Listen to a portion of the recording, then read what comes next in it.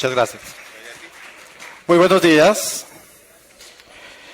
Estrategia de intervención. Modelo de intervención multidimensional de factores de riesgo psicosocial. Cuando empezamos en esto del riesgo psicosocial, eso empezó por allá en 1984, OIT.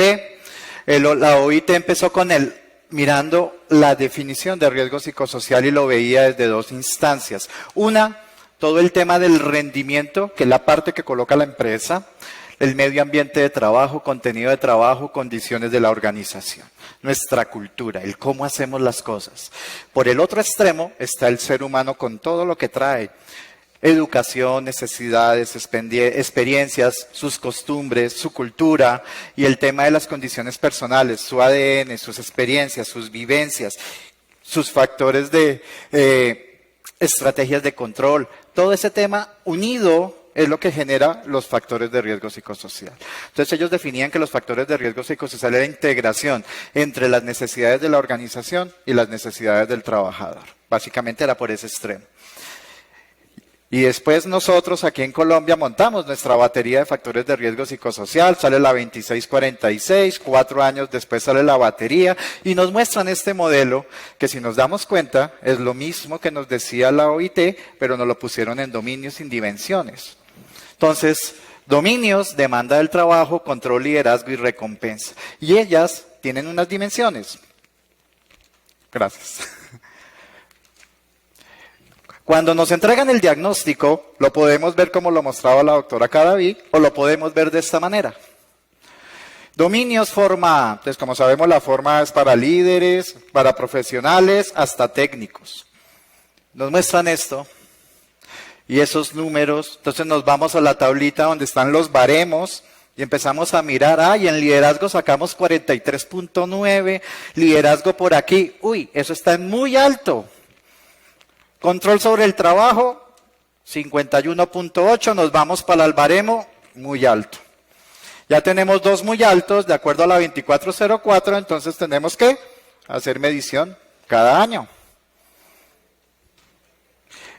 Pero ese es el dominio. Ahí estamos viendo el dominio. Ahora vamos a ver las dimensiones. Vámonos con liderazgo. Vemos las dimensiones de liderazgo. También tienen sus propios baremos. Entonces tenemos siempre que tener los resultados desde los baremos. Características de liderazgo. Si mi jefe sabe delegar, sabe hacer comunicación asertiva, sabe hacer procesos de retroalimentación y vemos que tiene 69.20 características, está en riesgo muy alto. Y nos dice, ahí donde nos dice el profesional, hay que intervenir, hay que hacer algo.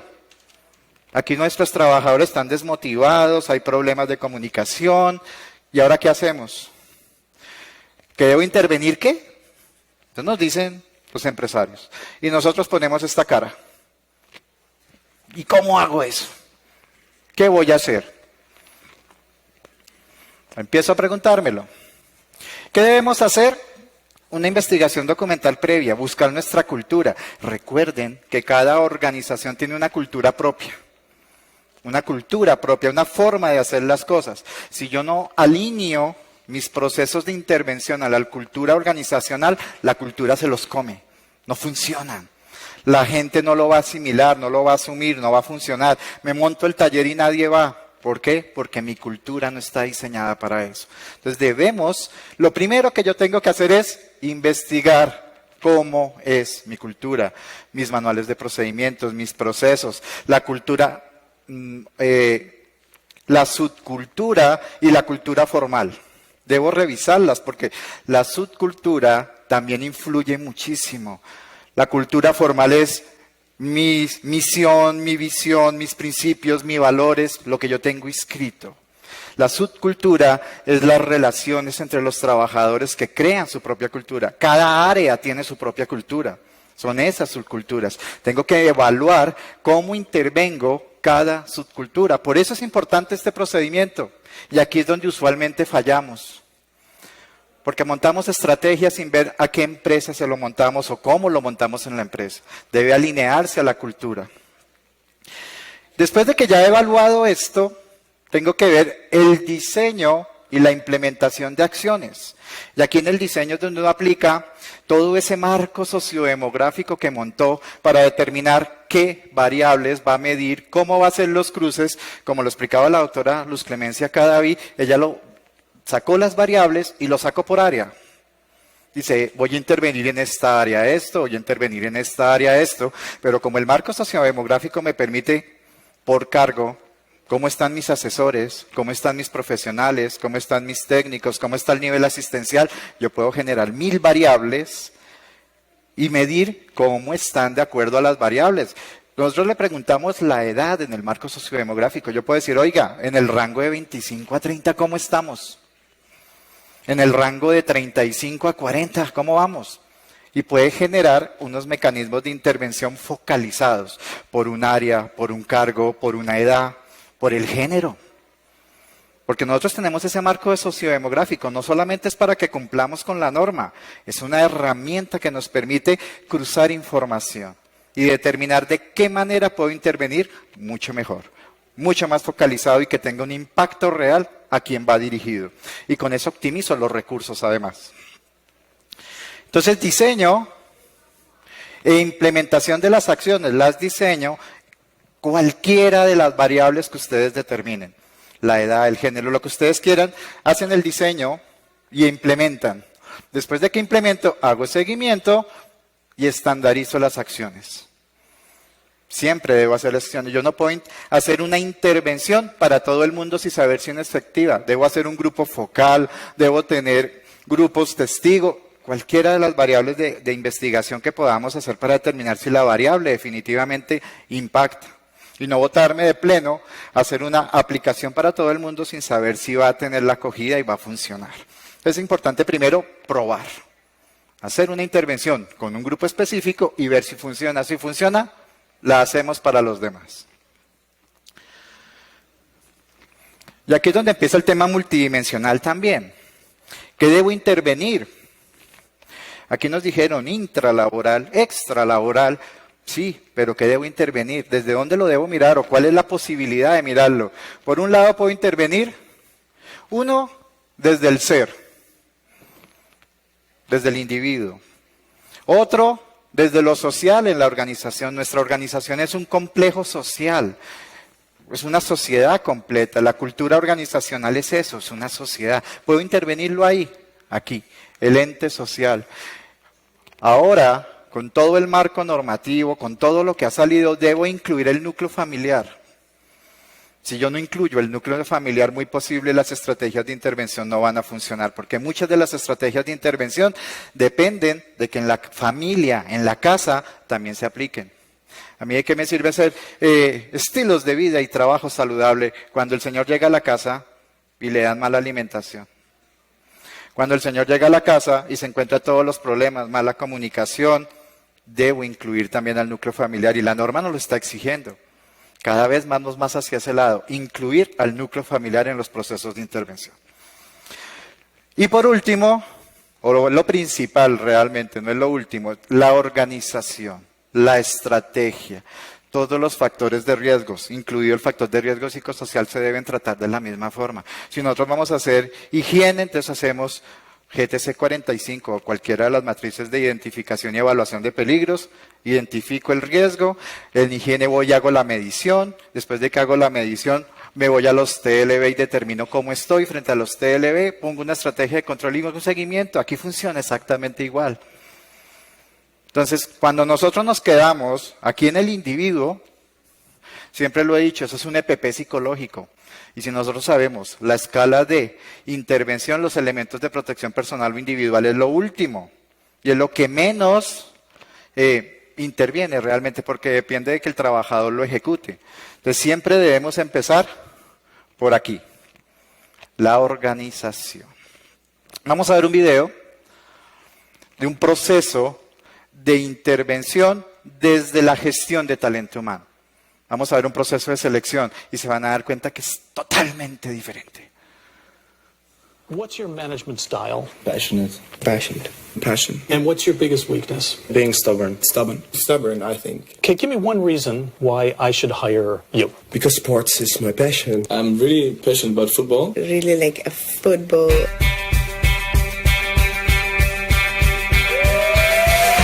When you are looking for a job for an interview, Either brushed. If you look good, you feel good.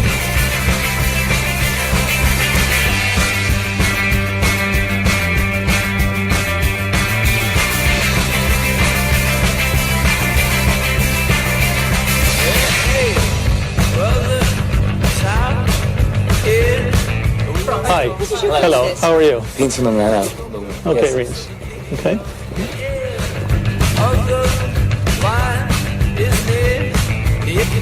And so you liked it when we were walking hand in hand? It made me feel comfortable, yes. Oh, interesting. We'll see what happens. Yeah, well, thank you very much for your time, I suppose. Okay. Thank you very much. Yeah. All right. Okay. Thank you. Mr. Ross, have a very nice weekend. Thank you.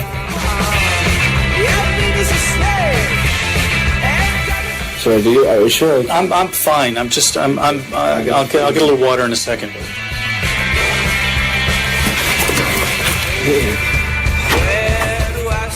Okay, you say no? Say like this. If we're talking about money, how much money do you think you would like to have for the position? Last time this happened was at a disco. The disco there? Fire and passion or cold and calculated? I would say cold and calculated because Wrong answer. fire and passion. Other people get infected by my enthusiasm. You think I'm getting infected right No. now?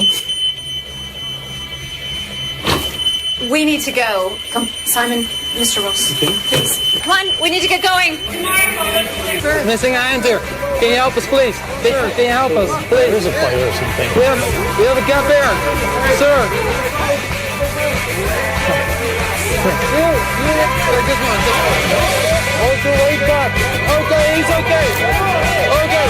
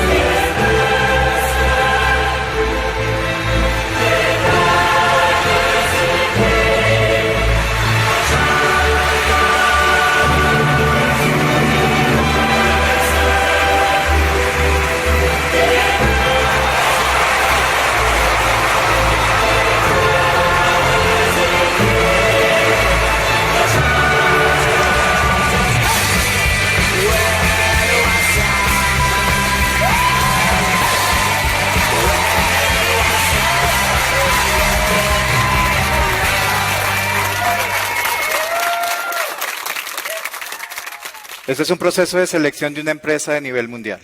Y si ustedes se dan cuenta, no están buscando un diploma, un título o algo por así. ¿Qué creen que buscan? ¿Qué creen que está buscando? Actitud. Eso que traes o no traes. El proceso de conocimiento lo paso al proceso de inducción, lo mando al proceso de capacitación y lo adquiere. Pero esto no lo adquiere. Vamos a mirar, me voy a devolver un tris.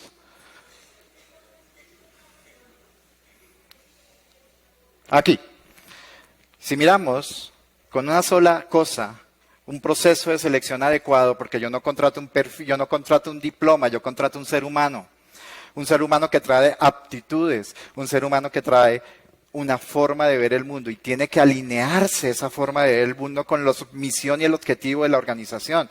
Si yo les preguntara, ¿qué vende Heineken? ¿Cuál es el negocio de Heineken? No. Diversión, experiencias. Y en el proceso de inducción, ellos lo dicen. Aquí vendemos diversión, vendemos experiencias. Y si se dieron cuenta, el proceso de selección está alineado a las experiencias. Con eso que hicieron, ¿qué intervinieron de todo lo que hay ahí? ¿Qué creen que intervinieron? ¿Señor? ¿Liderazgo? Sí, claro. Una cosa importantísima y está aquí abajo. Recompensas del IVADA, el amor por la marca. Este chico, un centennial, este es un millennials. Los millennials de hoy, ¿qué necesitan para estar en una organización? Un propósito. Los de hoy no es por un sueldo, no les interesa un sueldo. Los de hoy no es por un reconocimiento, ellos trabajan por un propósito. Y aquí le vendieron un propósito. Entonces, ese señor va a estar enamorado de su marca. Y impactaron aquí. Y después de que tú tienes cautivado al cliente, lo que hagas está bien. Va a amar lo que le hagas en tu organización. ¿Qué más intervinieron? Características de liderazgo, pero por supuesto, relaciones sociales en el trabajo. ¿Sí se dieron cuenta quién escogió el trabajador? Su equipo de trabajo. Porque votaron dentro de las 3 mejores entrevistas. Entonces les hicieron control, autonomía sobre el trabajo, oportunidades de desarrollo, participación y manejo del cambio, porque ellos están escogiendo su propio compañero. Y si se dieron cuenta, todos esos que estaban ahí cuando él llegó, él fue su equipo de trabajo. Su equipo de trabajo sale a recibirlo y lo recoge como uno más. Mire todo lo que hemos intervenido con un proceso de selección. Bien hecho y alineado a la organización.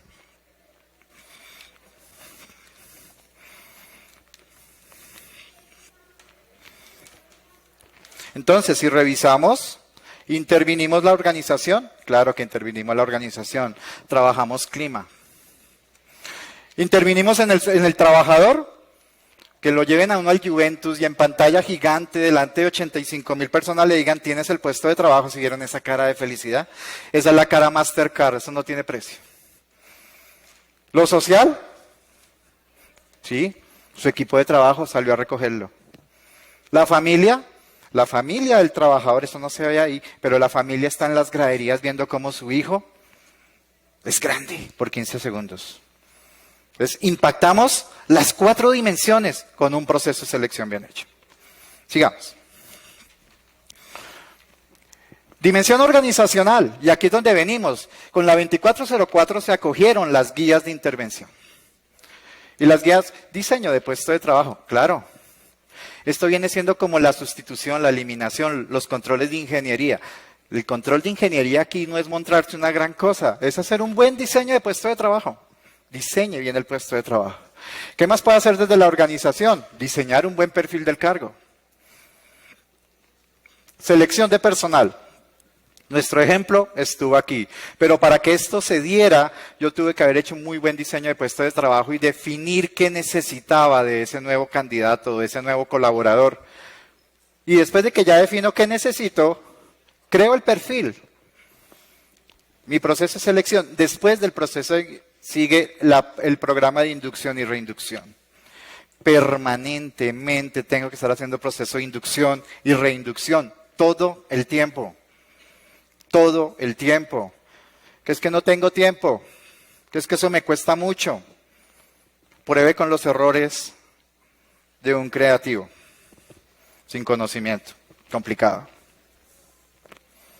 ¿Qué sigue? Los programas de capacitación y entrenamiento. Igual por norma lo tenemos que hacer porque ahora tenemos que montar un programa. Desde el sistema de gestión de seguridad y salud en el trabajo debemos tener un programa de capacitación.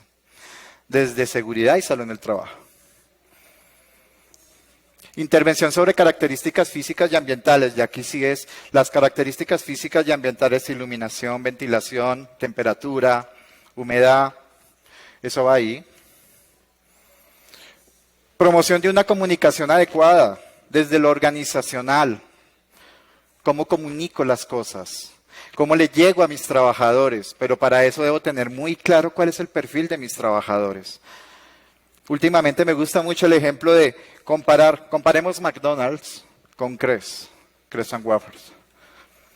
Si me paro aquí en McDonald's, ¿cuál es mi política de contratación? ¿A quién contrato? Jóvenes, universitarios, que muy posiblemente terminan, se gradúan y emigran.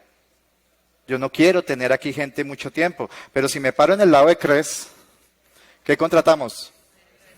Mujeres cabeza de familia. ¿Por qué? Porque estoy generando cultura. Y cuando yo genero cultura dentro de mi organización, mire lo que es Cres. No solamente están en Colombia, son multinacionales. Ya empezaron con un puestico en el 85 con 11 en Bogotá. Era pequeñito. Entonces, mire que sí se puede. Control, autonomía y toma de decisiones. Si yo contrato a una persona para que esté en mi organización, un colaborador, debo darle autonomía porque creo en lo que hace. Si no, no lo contrate. Control y autonomía. Horarios flexibles. Hoy ya tenemos hasta teletrabajo. Implementación de alternativas de transporte. Cuando hacemos la encuesta, el instrumento extralaboral, las investigaciones han demostrado que casi en el 85% la implementación de alternativas de transporte o el transporte, vivienda, trabajo, trabajo, vivienda, es uno de los principales factores de riesgo psicosocial extralaboral. Entonces, ya hay empresas que han inventado un horario alternativo, la hora pico es a las 8, entonces entremos a las 7, y si usted quiere entrar a las 9, pero se va un poquito más tarde, los que cumplimos horario. Pero ya las organizaciones no están con el tema de cumplir horario, sino cumplir con resultados, con metas. Entonces, si usted cumplió la meta a las 3 de la tarde, es un gusto, te puedes ir para tu casa. Conozco empresas de ese corte. No te pagan por estar sentado en un puesto, te pagan por el cumplimiento de unas metas. Y eso es importante. Es una forma de intervenir factores de riesgo psicosocial. Y es una forma de cautivar a nuestros millennials y próximamente a los centennials, quién sabe con qué nos van a salir. Gestión del liderazgo. El clima organizacional de los equipos de trabajo está directamente relacionado con el estilo de liderazgo. Si yo tengo un jefe que se estresa, el equipo de trabajo va a estar estresado. Funciona, es directamente proporcional. Fomento de estilos de vida y trabajo saludables. Ya vamos a mirar eso un tris más adelante. Programas o procedimientos de retroalimentación del desempeño. Esa es la segunda factor de riesgo intralaboral. No sabemos hacer retroalimentación. Hacemos retroalimentación cuando ya el trabajador se equivocó, y entonces lo estamos juzgando porque se equivocó y no estamos mirando cómo solucionamos el problema. Hay que saber hacerlo. Vamos ahora a la dimensión social. Interpretación de sistemas de información y comunicación. Otra vez, desde lo social, cómo comunico las cosas. Cómo comunica el área de bienestar que va a ser, no sé, el Día de la Familia, que se ha puesto de moda. Además, porque hay una norma que me obliga a celebrar el Día de la Familia. 2 días al año debo darle al trabajador para que tenga relación con su familia. Entonces, debo incluirlos. ¿Cómo comunico esas tareas? ¿Cómo me puedo inscribir? Modelos de trabajo en equipo. Aquí, si miramos las guías no nos dicen qué hacer. Nos dan qué se debería hacer, pero no el cómo. Porque, como les digo, cada organización es un mundo, cada organización tiene una cultura propia.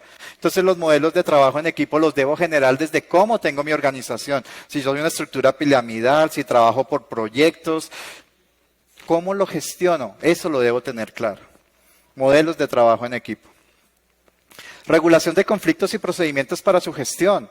Hago un procedimiento y puedo hacer temas de regulación de conflictos, comunicación asertiva. Ay, perdón, y aquí tenemos que montar el comité de convivencia laboral. Y el comité, la ley 1010 me obliga a tener un procedimiento de actuación frente a las quejas por presuntas conductas de acoso laboral. Pero no deberíamos quedarnos ahí.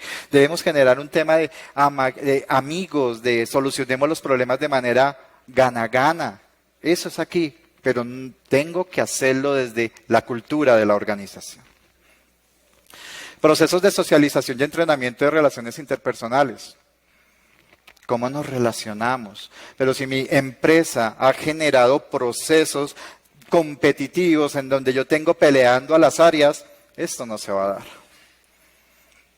Entonces tengo que hacer que mi organización sea amigable, que mi organización sea tranquila, que sea fácil, como las pestañas de Windows. Es muy amigable. Debo generar algo por el estilo dentro de mi organización. Y debo hacerlo de manera creativa. Ayer en una de las conferencias veíamos que hay que hacer las cosas de manera creativa. El proceso de selección de Heineken que veíamos es creativo. Es creativo. Clarificación de errores. Inducción y reinducción. Que mis trabajadores cuando llegan a la organización sepan qué tienen que hacer, por qué los voy a evaluar. Tengan las reglas claras, sepan, si yo hago esto, voy a obtener esto, si yo hago esto, me va a ir bien, si yo no hago esto, me va a ir mal. Claro, lo debo tener claro desde el comienzo, debo tener claro mi rol. Programas de formación en comunicación asertiva va relacionado todo el tema social. Promoción del apoyo social en el trabajo. Y aquí está muy ligado a los temas de bienestar. Entonces, últimamente en organizaciones he visto feria de vivienda y le llevan al Fondo Nacional del Ahorro, le llevan los bancos para que se endeude y compre su casa. Ese tipo de apoyos, por un lado el financiero, por el otro lado le pueden dar talleres de manejo asertivo del dinero, manejo asertivo del tiempo. En algunas organizaciones hemos organizado con el marco sociodemográfico, hemos visto que hay trabajadores que no han terminado su bachillerato, les gestionamos becas para que estudien, para que terminen el bachillerato. Y ahí vamos ligándose a ese amor por la marca. Si yo logro que mi trabajador tenga éxito, la organización va a ser exitosa. Porque las organizaciones, es como las cadenas, las organizaciones se quiebran por el eslabón más débil. Si sus trabajadores son débiles, por ahí se va a quebrar. Entonces es muy importante ese apoyo social. Dimensión personal, aquí es donde usualmente nos quedamos. Entonces aquí vamos a ver los talleres. Técnicas de relajación, ¿les suena familiar? Técnicas de meditación. Técnicas de relajación, uy, me quedó doble, lo siento. Técnicas cognitivas, terapia cognitiva conductual, entrenamiento o ejercicio físico, dietas adecuadas, estilos de vida y trabajo saludable, promoción y prevención. ¿Familiar? Aquí nos quedamos. Y mire que ignoramos lo social e ignoramos lo organizacional. Enfrentamiento en manejo eficaz del tiempo, entrenamiento en manejo eficaz del tiempo, entrenamiento en técnicas de negociación, servicio de asistencia o acompañamiento al trabajador, ya lo habíamos hablado, y potenciar los factores protectores. Siempre nos hablan de los factores protectores, ¿sabemos cuáles son esos? Ahí están. En el nivel individual, relaciones estables. Los círculos o los grupos de apoyo, el círculo de apoyo que yo tenga. Autocuidado y estilo de vida, actividades lúdicas y deportivas, proyecto de vida. Si yo logro, vuelvo y lo repito, que el proyecto de vida de mis trabajadores se alinee con el proyecto de la organización, eso es una gana-gana impresionante. Venimos aquí, en el nivel familiar, apoyo y cooperación familiar, respeto de los espacios. Debemos incluir nuevamente. Ahora nos vamos, nivel organizacional. Esos factores protectores están en esos 4.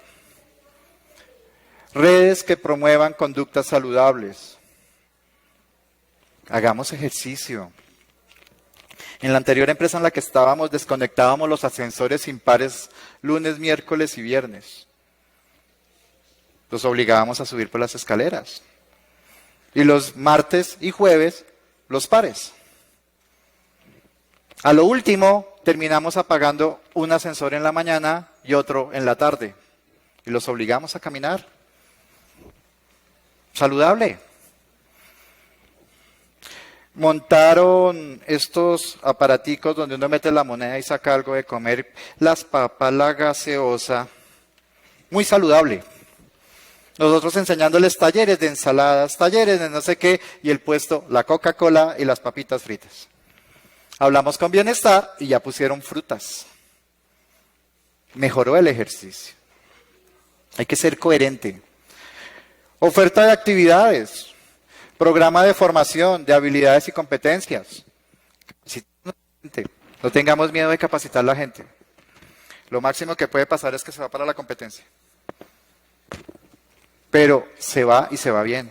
Eso significa, cuando se están jalando a mis trabajadores, significa que estoy haciendo bien las cosas. Porque son buenos. A nadie llaman, y menos con nuestra situación en este bello país, que a uno no lo llaman a decirle, hey, te tengo un puesto de 6 millones. No, te presentas, a no ser que seas bueno. Si eres bueno, te buscan. Si eres bueno, te llaman. De lo contrario, no. Entonces, vuelvo y lo repito. Personas con éxito, empresa con éxito. Entonces significa que si están llamando a mis trabajadores, a mis colaboradores, a mis clientes internos, cualquiera que sea el nombre, estamos haciendo algo bien. Somos referente. Allí, nivel sociocultural, el soporte social. Ese soporte que recibió el chico de Heineken cuando llegó a la organización y su equipo de trabajo sin conocerlo salió a recibirlo. Eso es apoyo social. Eso es soporte social. Él no llegó estresado a trabajar ese día, ¿y esto qué? ¿Y aquí qué se hace? ¿Y dónde será mi puesto de trabajo? ¿Y qué me tocará hacer? No, lo acogieron. Eso es soporte social. Pertenece a grupos, igual. Educación, enseñanza o normas, deberes, principios, derechos y características culturales de la organización y del entorno en el que se encuentra. Dimensión familiar, programas de ajuste persona-trabajo, que el trabajador no tenga que llevarse trabajo, que el colaborador no tenga que llevarse trabajo a la casa, y ni siquiera, conciliación familia-trabajo. Que tenga una vida personal, que tenga espacio para hacer lo que le gusta, que tenga espacio para trabajar, que tenga espacio para ir al gimnasio, que tenga espacio para hacer muchas cosas en la parte de arriba. En la parte de abajo que tenga la relación familiar, que tenga esos espacios y esos tiempos de compartir con su familia. No que no lo conozcan. Sale por la mañana con los hijos dormidos y llega por la noche con los hijos dormidos. No lo conocen. Eso es esa conciliación familia-trabajo. Que cuenten con su padre o que cuenten con su madre. ¿De qué depende que esto funcione? Uno, el compromiso de los líderes. Pero no es el compromiso de firmar una política.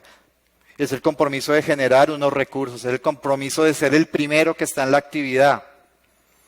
El ejemplo y la experiencia que yo tengo es que montamos una actividad cualquiera y cuando el líder, el jefe del área, salgan muchachos que vamos a hacer esto, todos salen. Pero cuando el jefe, vaya, le dice a la secretaria, sáquelos. A la secretaria no le hacen caso. Pero cuando el líder del proceso sale, todos salen. Funciona.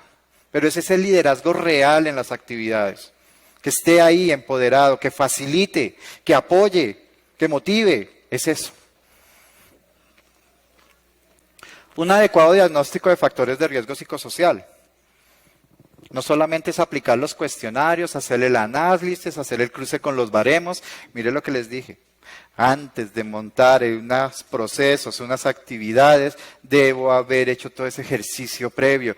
Mirar cómo es la cultura, mirar cómo hacemos las cosas, mirar los procesos, los procedimientos, conocer la organización antes de emitir un concepto y unas recomendaciones y unas acciones de control. Debo conocer la empresa. Eso va ligado a eso. El diseño de las acciones de intervención. Obvio.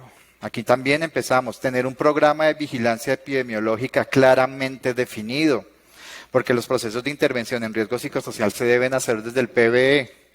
Unas características claras, un objetivo claro, unos objetivos específicos, unos parámetros de inclusión. ¿A quiénes voy a incluir en mi programa de vigilancia epidemiológica? ¿Cuál va a ser el nivel que está en riesgo medio o alto o bajo? Debo tener muy claros los parámetros para determinar cada colaborador va a estar en este punto. Los de riesgo muy alto, entonces les voy a hacer rehabilitación, les voy a hacer procesos de acompañamiento, procesos de reubicación o de reasignación de tareas. Eso lo debo tener claro. En riesgo medio, vamos a hacer, escuelas psicológicas saludables. Lo que tengamos que hacer frente a ese tema, lo hacemos ahí. Y para los que estamos en riesgo bajo, estrategias de promoción y prevención, para evitar que pase al otro extremo. Eso lo hacemos aquí, en ese diseño. Permitir la participación de todos. Tenemos que contar con nuestra gente. Si no creemos en la gente, ¿cómo los contratamos? ¿Me estoy trayendo a un enemigo? ¿A alguien a quien no creo? ¿Y le estoy dando la responsabilidad de atender mis clientes, pero lo trato mal? ¿No le creo, no lo respeto? Esto es eso. Inclúyalos. Yo he visto albañiles solucionándole problemas a ingenieros. Uy, doctor, métalo por aquí que mire. Fijo. Eso es eso. Incluyámoslos. Ay, miramos, ¿por qué no usa el EPP? Me pasó. una empresa de reencauche de llantas. Hay un proceso que se llama preparación inicial, inspección inicial. El reencauche es cuando la llanta está lisa y le cambiamos la superficie. Pero eso lo hacemos en las llantas de las tractomulas, porque es que la llanta de una tractomula vale 2 millones algo. Y si mi tractomula tiene 24 llantas, multipliquen. Eso es plata. Entonces una llanta vale 2 millones algo, una llanta reencauchada vale la mitad. Es buen negocio. Entonces el señor coge esa llanta de 22 kilos, la sube en un mueble y tiene que mirar que la llanta tenga ciertas características porque no todas las llantas son susceptibles de hacer reencauche. Si el señor que hace esa inspección inicial se equivoca, se pierde todo el proceso porque el error solo se ve al final, después de que la llanta sale de la autoclave o de la olla express donde cocinan eso. Entonces, el señor tiene una mascarilla porque tiene que meter la cabeza dentro de la llanta, piedritas, polvo, es los EPPs, protección facial y protección visual. Llegamos y, oiga, ¿por qué no usa usted su protección visual? Es que está rayado.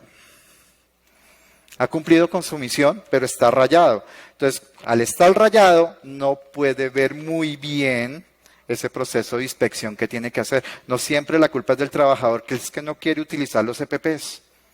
Pregúntele, ¿por qué no lo estás usando? Porque es que no me permite ver los errores. ¿Por qué no lo ha cambiado? Ah, no, es que aquí los cambian cada 15 días. Y a la semana ya está así, doctor. Tenemos que preguntarles. Tenemos que contar con ellos. La claridad de la información suministrada. Debemos dar una información clara, una información veraz, tener unos canales comunicativos asertivos, donde no demos pie al chisme de pasillo. Que es que van a hacer el proceso de reingeniería y nos van a sacar a todos. Eso es chisme y eso genera estrés, ansiedad, angustia. Fijar metas y objetivos claros para las metas de intervención. Aquí hablamos de los indicadores de gestión. Debemos tener claramente definidos los indicadores de gestión de nuestro sistema de prevención, de nuestro PB. Claro, ¿qué queremos? Que hay de estructura, de resultado, debemos tener claramente esos indicadores. La determinación de los costos de intervención versus la utilidad de la implementación. Si ustedes se dieron cuenta, con el proceso de selección de Heinecker impactábamos muchas dimensiones. Muchas. Entonces debemos aplicar a esos procesos de intervención que me permiten con una sola actividad impactar varias. Bien, pero impactar varias.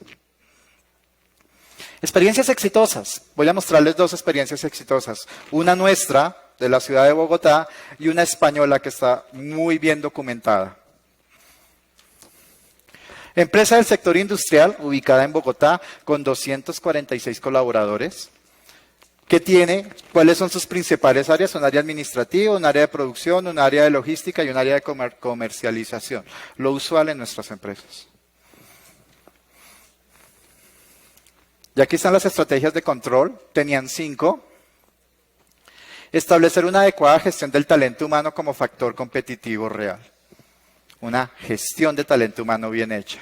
Origen del problema, una gestión inadecuada del talento humano. Tenían malos procesos malos perfiles del cargo, no habían contratado un buen proceso de selección, entonces tenían personas profesionales en unos cargos asistenciales que eso nos genera al momento cuando entro, estoy en el proceso de conocimiento bien, pero cuando ya se siente subvalorado, con mucho conocimiento, yo soy profesional, yo estoy barriendo el piso, estoy sirviendo tinto, ¿cómo me voy a sentir con el tiempo? Frustrado. Nada de lo que haga la empresa le va a gustar. Es que no valoran mi trabajo. Yo puedo dar más, no me lo permiten. Eso va aquí. Factores afectados, demanda del trabajo, control, liderazgo y recompensa. Me siento mal remunerado. Eso fue lo que encontramos, por eso se decidió hacer esto. Ejemplo de las medidas, creación e implementación de una política de gestión de talento humano. No tenían una política clara de gestión de talento humano. ¿Por qué contrato? ¿Para qué contrato? ¿Cuándo contrato? ¿Cómo contrato? ¿Cómo les hago bienestar? ¿Cómo les pago? Eso no existía. Eso debe quedar claro. Eso debe quedar claro. No lo tenían. Por eso se crea adecuada gestión del talento humano. Aquí no estamos trabajando aquí no estamos interviniendo al trabajador, estamos haciendo un control de ingeniería si lo ponemos desde la escala que nos han enseñado. Estamos interviniendo en la fuente del factor de riesgo. Diseñar puestos de trabajo ajustados a los perfiles. El diseño de los puestos de trabajo, los que tenían, porque no todos tenían, era de hace 15 años. Y la organización ha tenido 2 modificaciones y tuvo una fusión. O sea, esos puestos ya no funcionaban igual. Entonces, aquí hay una cosa importante. Nuestro sistema de gestión y los programas de vigilancia epidemiológica deben ser dinámicos. Deben ajustarse y adecuarse a la velocidad en que la organización cambia, en la velocidad con la que la organización evoluciona. Debemos gestionarlo de esa manera. Entonces, diseño de puestos de trabajo mal diseñados, inadecuados, con malos perfiles de cargo, demandas de trabajo, el factor, la dimensión, demandas del trabajo, control y recompensa, diseño de puestos de trabajo y perfiles de cargo, diseños de sistemas de compensación adecuados. ¿Por qué la secretaria ejecutiva gana más que la secretaria bilingüe? Yo debo tener claramente definido cuál es mi escala salarial y por qué le pago lo que le pago. ¿Cuál es ese factor diferencial que hace que yo me gane 100.000, 1 millón, 2 millones más que otro? Eso debe estar claramente definido. Y además a nosotros, como no nos gusta compararnos. Entonces el otro está haciendo lo mismo y se gana 300.000 pesos más. ¿Y por qué si yo hago lo mismo? Y eso empieza a generar esos ruidos en la organización, ese mal ambiente, ese mal clima. Entonces mire que esto es hacer intervención desde la gestión de talento humano. Entonces ahí no estaríamos haciendo control, estaríamos haciendo prevención antes de. Pero es que desafortunadamente nuestras empresas ya están creadas. Nos toca trabajar con lo que ya está. Pero sí tenemos que hay que dejar el miedo de hacer esos procesos y empezar a ajustar los procesos. Implementar un plan de formación adecuado. Proceso de formación aislado, sin un objetivo claro ni definido. Ese era el origen del problema. Y nos vemos en las organizaciones. ¿Una capacitación de qué? No sé, ¿qué nos inventamos? Excel. Los procesos de formación de la organización deben estar alineados con la organización, con el objetivo, con la misión. Deben estar alineados por ahí. Entonces, si yo voy a montar y voy a implementar un sistema de calidad porque no lo tengo, ¿en qué deberé capacitar a mi gente? Sistema de calidad, procesos, procedimientos, cómo se gestionan, cómo se hacen, apoyando el sistema. Si compro una máquina nueva, ¿en qué capacito a la gente? ¿En qué aprenda a manejar esa máquina? Debemos alinear los procesos de capacitación a los objetivos de la organización. Entonces, ¿a qué le impactábamos implementando un plan adecuado de formación? Demandas del trabajo, control, liderazgo. Ahí le pegábamos. Estructuración de procesos de inducción, reinducción, procesos de formación estratégicos, de acuerdo a las necesidades de la organización, área y cargo. Yo puedo generar procesos donde capacito a toda la organización y le enseño lo que necesito que todos sepan. Debo generar un proceso de formación por área o puesto de trabajo. Cada área o puesto de trabajo debe tener un objetivo y un propósito dentro de la organización. Si ese puesto de trabajo no tiene un objetivo claro y no le genera un propósito a la organización, es un puesto que no sirve. Entonces debemos generar este tipo de situaciones. Establecer la evaluación de desempeño como un proceso de mejora, no que sea un karma. Hacemos proceso de evaluación de desempeño y nuestros trabajadores me van a sacar. El jefe últimamente me ha regañado mucho, entonces me lleva en la mala. Me van a sacar.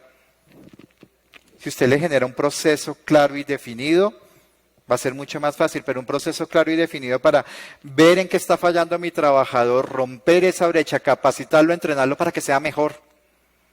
Si ya después del proceso de capacitación del trabajador no funciona, siempre lo he dicho, haga lo que corresponde, envíelo a recursos humanos y lo asciende a cliente. Básico. Liderazgo y relaciones, un piloto de evaluación de desempeño, siempre haga pilotos de evaluación. Aquí abajo, estructurar una política de salario emocional. Debemos generar salario emocional y esta política iba ligada desde el programa de bienestar. Bajo sentido de pertenencia y alta rotación. Cuando en la empresa los trabajadores empiezan a irse, es porque algo adentro está mal. bajo sentido de pertenencia y una altísima rotación. Recompensas, pero no solamente es el dinero, es ese valor agregado que le doy. Conozco una empresa donde el último viernes de mes salen al mediodía. Les dan valeras de Sodexo Paz, les financian el 50% del almuerzo. Y los salarios no, casi todos son mínimos, casi todos son hotelarios, pero no se van porque tienen valores agregados que no les van a dar en otro lado. Hay que generar esto. Ese era el plano de trabajo, así estaba establecido los procesos de intervención en esta organización. Intervención de riesgo psicosocial. Entonces, miren, un modelo, establezca un objetivo, verifique cuál es el origen del problema, establezca cuáles son las dimensiones, porque pues nosotros tenemos dimensiones, dominios, porque por norma ahora nos toca acogernos a lo que dice la batería de factores de riesgo psicosocial, la 2404 de la que hablaba la doctora Cadavid hace un rato. Ahí están. ¿Qué dominios voy a impactar? Y el ejemplo de las medidas. Con esto me voy a negociar a gerencia, a decirle, mire, así estamos, esto es lo que yo creo que debemos hacer, mire lo que va a impactar y mire cómo lo vamos a hacer. Y me faltaría algo aquí. ¿Qué creen que me faltaría en esta parte? Sí, los indicadores de gestión, pero algo más importante. ¿Qué le importa al empresario? ¿Cuánto me cuesta? Pero más de cuánto me cuesta es cuándo lo recupero. Ahí hay que hablarle en términos del negocio. ¿Cuánto invierto y cómo lo recupero? Porque eso es lo que le importa a él, el retorno a la inversión. Entonces tenemos que ser estratégicos y decirle, oiga, este es mi plan y aquí, mire, me cuesta tanto, lo vamos a recuperar así. ¿En qué lo vamos a recuperar? Disminución del ausentismo, pero usted tiene que haber hecho la tarea y tener claramente definido cuántos días perdió por enfermedades asociadas a factores de riesgo psicosocial. Y la normativa, la 1744, si no estoy mal, que es la tabla de enfermedades, tiene asociadas 26 enfermedades a factores de riesgo psicosocial. Cardiovasculares, gastrointestinales y todas las psicosociales, todas las somáticas o psicológicas, ansiedad, depresión, angustia. 1477, muchísimas gracias por la corrección. La 1477. Ahí están las enfermedades asociadas. Entonces usted se va a su estadística de ausentismo y verifica cuántos días se perdió. Pero no se quede solo ahí. 25 días. No son 25 días. Sí, listo. Pero asócielo a cuánto dinero se perdió porque igual usted se los tiene que pagar. Una plata que pagó sin recibir el proceso que necesitaba hacerlo. Y ahí ya empieza usted a determinar, mire, vamos a disminuir el ausentismo. Vamos a disminuir la rotación. La rotación que equivale, que tengo que hacer un proceso de selección, que tengo que hacer un proceso de inducción, que tengo que hacer todo nuevamente. ¿Cuánto vale contratar una persona? ¿Cuánto valen las horas de los psicólogos haciendo las entrevistas, verificando las hojas de vida, haciendo los cuestionarios psicotécnicos? Gracias. ¿Cuánto vale ese tiempo? Todo eso cuenta. Entonces ahí es donde yo empiezo a determinar cuánto me cuesta y en cuánto voy a impactar y mis estrategias en cuánto van a disminuir. Esa es la forma de hacerlo. Resultados de este proceso. Después de que se implementaron estas acciones, disminución del ausentismo laboral, sí, claro. La gente fallaba menos al trabajo. Aumento en la participación de los colaboradores, mejoran las relaciones sociales en la organización, disminución de la rotación, mejoran el sentido de pertenencia. ¿En qué se ve el sentido de pertenencia? En cuando usted genera una actividad y la gente le participa. En cuando usted dice, oiga, necesito convocar mi brigada de emergencias. Y la gente le participa. Cuando usted dice, oiga, vamos a convocar el comité paritario de seguridad y salud en el trabajo. Y la gente se presenta, estamos haciendo bien las cosas, eso hace parte de ese proceso de amo lo que hago, amo la empresa en la que me encuentro. Ahí es donde yo empiezo a mirar eso. Disminución en las quejas por presunto acoso laboral. Enriquecimiento de las habilidades personales. Esas personas que se encontraban desmotivadas, se les enriqueció el puesto de trabajo, pudieron aportarle a la organización, mejoraron sus habilidades. Aumento de la productividad. Trabajador contento, empresa feliz.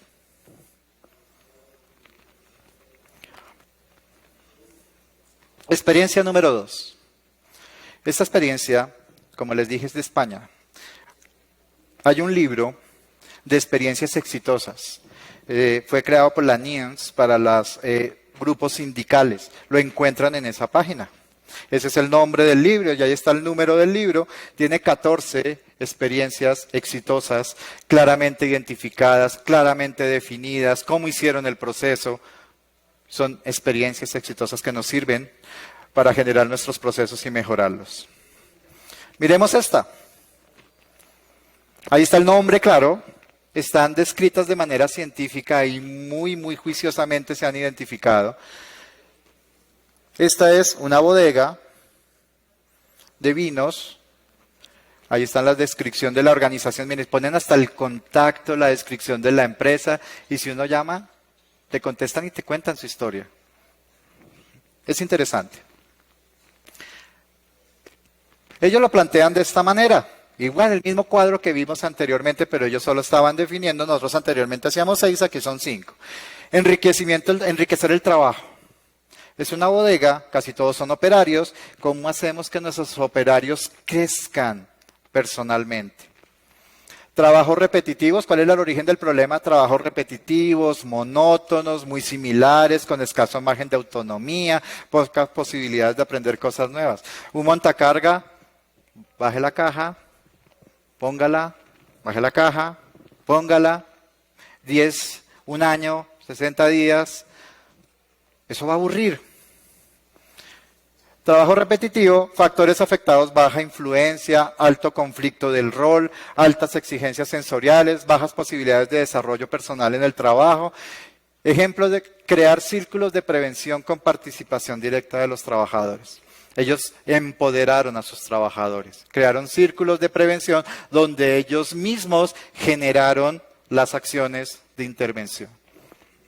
Implementar una política de recursos humanos. Casi siempre nuestras políticas no están alineadas con la organización y eso siempre va a generar un conflicto. Falta de una política, baja autoestima, baja calidad. Mire que esta se repite en la experiencia de Bogotá con la experiencia de la empresa en España. No estamos en continentes diferentes, fallamos en lo mismo. Mejora de los procesos. Trabajo en líneas de producción, eran inadecuados, bajo control sobre los tiempos de trabajo, altas exigencias cuantitativas, análisis y revisión conjunta de los procesos. Se crearon los círculos de prevención y ellos hicieron un análisis de los procesos, los ajustaron, los actualizaron a su momento real, al hoy. Definir y valorar puestos de trabajo. Había variaciones de salarios entre los trabajadores, entonces había bajo control, alta inseguridad y creación de una comisión paritaria al efecto, que es la misma de la parte de arriba.